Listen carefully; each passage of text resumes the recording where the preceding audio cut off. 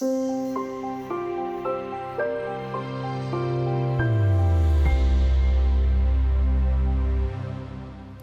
well documented that all over the world, levels of financial literacy need improving.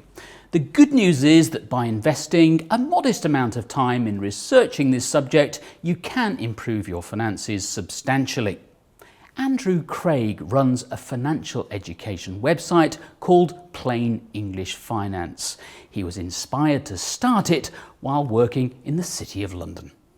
One of the things that really came home to me in doing that was even people in the city had really bad kind of nuts and bolts understanding of their personal finances. You know, what is an ISA, what is a pension, what are stock markets, what's inflation, what are interest rates. But I started Plain English Finance as a sort of angry young man as a reaction to that, and our guiding principle ever since I did that has really been to improve the financial affairs of as many people as we can.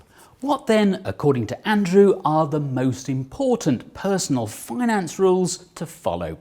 He suggests there are two main ones. Rule number one is don't spend more than a third of your income on your house, which is something that sounds a bit crazy to people these days because we're so obsessed with home ownership in Britain. Because rule number two is you should basically always invest 10% of your income in investment products that aren't your house. And a lot of people, in spending vastly more than a third of their income on a roof over their head, find that they then can't afford to save and invest 10% of their money in investments. Saving or investing 10% of what you earn can be a challenge. The best way to tackle it, says Andrew, is to start a spreadsheet showing your monthly outgoings. You should then focus on trying to reduce the biggest numbers. Rather than trying to save money on how many cappuccinos you buy every day, or how, going to Lidl instead of Waitrose, or which is all very laudable.